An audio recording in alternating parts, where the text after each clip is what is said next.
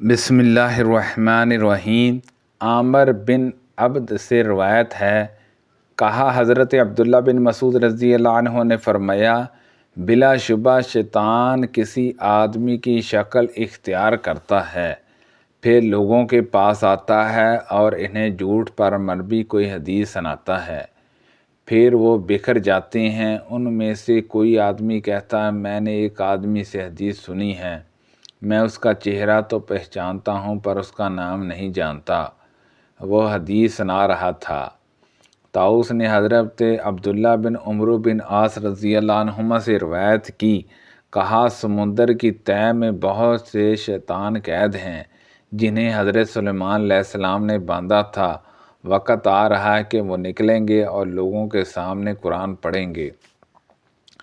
طاؤس کے بیٹے نے اپنے والد طاؤس سے، انہوں نے حضرت ابن عباس رضی اللہ عنہما سے روایت کی، انہوں نے کہا ہم رسول اللہ صلی اللہ علیہ وسلم کی حدیث حفظ کرتے تھے اور رسول اللہ صلی اللہ علیہ وسلم سے مروی حدیث کی حفاظت کی جاتی تھی، مگر جب سے تم لوگوں نے بغیر تمیز کے ہر مشکل اور آسان پر سواری شروع کر دی تو یہ معاملہ دور ہو گیا، یہ بعید ہو گیا کہ ہماری طرح کے محتاط لوگ اس طرح بیان کردہ حدیث کو قبول کریں۔ پھر یاد رکھیں، مجاہد سے روایت ہے کہ بشیر بن کعب ادوی حضرت عبداللہ بن عباس رضی اللہ عنہما کے پاس آیا اور اس نے حدیث بیان کرتے ہوئے کہنا شروع کر دیا، رسول اللہ صلی اللہ علیہ وسلم نے فرمایا، رسول اللہ صلی اللہ علیہ وسلم نے فرمایا۔ حضرت ابن عباس رضی اللہ عنہما نے یہ رویہ رکھا کہ نہ اس کو دھیان سے سنتے تھے نہ اس کی طرف دیکھتے تھے۔ وہ کہنے لگا، اے ابن عباس، میرے ساتھ کیا معاملہ ہے؟ مجھے نظر نہیں آتا کہ آپ میری بیان کردہ حدیث سن رہے ہیں۔ میں آپ کو رسول اللہ صلی اللہ علیہ وسلم سے حدیث سنا رہا ہوں، آپ سنتے ہی نہیں۔ حضرت ابن عباس رضی اللہ عنہما نے فرمایا، ایک وقت ایسا تھا کہ جب ہم کسی کو یہ کہتے سنتے، رسول اللہ صلی اللہ علیہ وسلم نے فرمایا، تو ہماری نظریں فوراً اس کی طرف اٹھ جاتی اور ہم کان لگا کر غور سے اس کی بات سنتے۔ پھر جب لوگوں نے بلا تمیز ہر مشکل اور آسان پر سواری شروع کر دی تو ہم نے لوگوں سے کوئی حدیث قبول نہ کی سوائے اس حدیث کے جسے ہم جانتے تھے۔ حضرت ابن ابی ملیکہ سے روایت ہے، کہا میں نے حضرت عبداللہ بن عباس رضی اللہ عنہما کی طرف سے لکھا اور ان سے درخواست کی کہ وہ میرے لیے ایک کتاب لکھیں اور جن باتوں کی صحت میں مقال ہو یا نہ لکھنے کی ہو وہ باتیں مجھ سے چھپا لے۔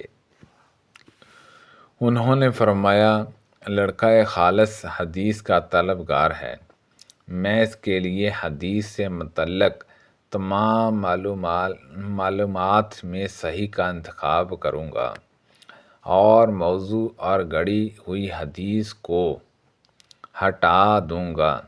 کہا انہوں نے حضرت علی رضی اللہ عنہ کے فیصلے منگوائے اور ان میں سے چیزیں لکھنی شروع کیں، اور یہ ہوا کہ کوئی چیز گزرتی تو فرماتے، باخداد یہ فیصلہ حضرت علی رضی اللہ عنہ نے نہیں کیا سوائے اس کے کہ خدا نخواستہ وہ گمراہ ہو گئے ہیں، جب کہ ایسا نہیں ہوا۔ ابو اسحاق سے روایت ہے، کہا جب بظاہر حضرت علی کا نام لینے والے لوگوں نے حضرت علی رضی اللہ عنہ کے بعد ان کے نام پر یہ چیزیں ایجاد کر لیں تو ان کے ساتھیوں میں سے ایک شخص نے کہا، اللہ ان لوگوں کو قتل کرے، انہوں نے کیسا عظیم الشان علم بگاڑ دیا۔ ایک سند میں ایوب اور ہشام اور دو سنتوں میں ہشام سے روایت ہے، انہوں نے محمد بن سرین سے روایت کی، کہا یہ علم دین ہے، اس لیے اچھی طرح دیکھ لو کہ تم کن لوگوں سے اپنا دین اخذ کرتے ہو۔ عبد الرحمن بن ابی زناد نے اپنے والد سے روایت کی، کہا میں مدینے میں 100 اہل علم سے ملا جو دین میں تو محفوظ و معنون تھے لیکن ان سے حدیث اخذ نہیں کی جاتی تھی۔ کہا جاتا تھا یہ اس علم کے اہل نہیں۔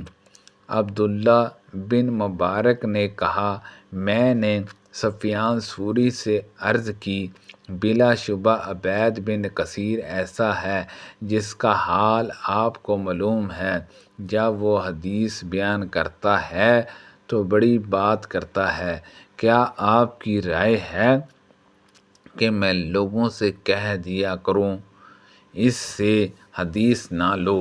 سفیان کہنے لگے کیوں نہیں؟ عبداللہ نے کہا پھر یہ میرا معمول ہوگا کہ جب میں کسی علمی مجلس میں ہوتا جہاں عباد کا ذکر ہوتا تو میں دین کے حوالے سے اس کی تعریف کرتا اور ساتھ یہ بھی کہتا اس سے حدیث نہ لو۔ ہم سے محمد نے بیان کیا، کہا ہم سے عبداللہ بن عثمان نے بیان کیا، کہا میرے والد نے کہا عبداللہ بن مبارک نے کہا میں شبہ تک پہنچا تو انہوں نے بھی کہا یہ عباد بن کثیر ہیں، تم لوگ اس سے حدیث بیان کرنے میں احتیاط کرو۔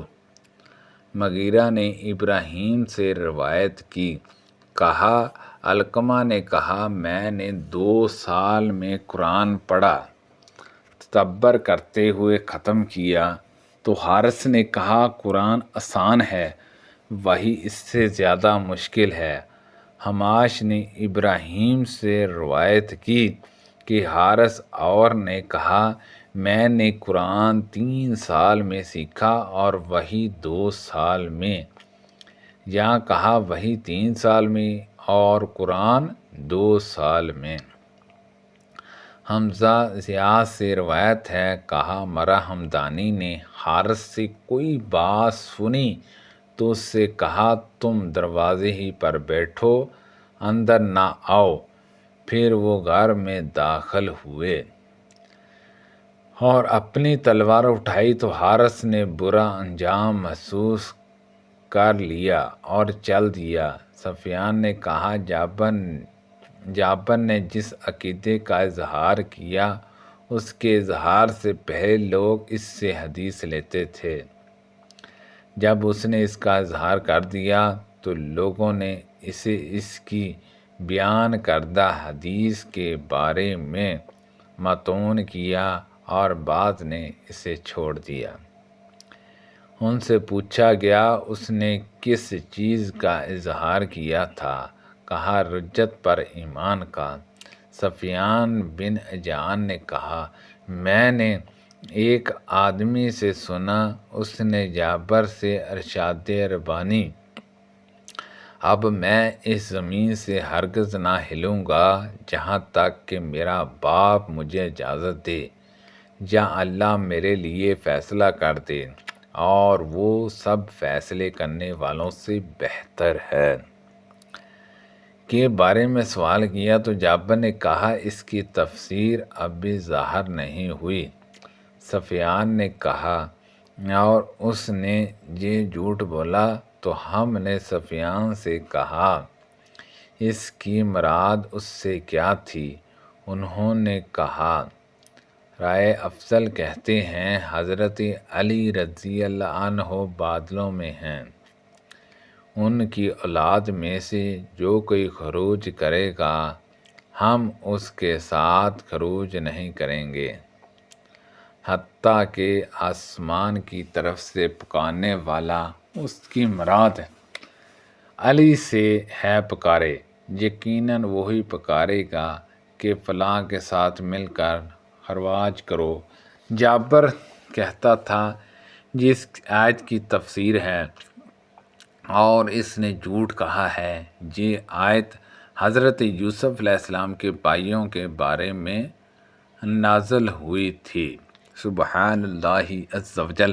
اللہ پاک سے دعا ہے کہ اللہ پاک ان حدیثوں پر عمل کرنے کی توفیق عطا فرمائے۔ کو پڑھنے میں غلطی کوتاہی ہو گئی ہو، اللہ پاک معاف فرمائے۔ صدقہ جاریہ سے زیادہ لوگوں تک شیئر کیجیے۔ آمین بجاہ النبی الامین صلی اللہ علیہ وسلم۔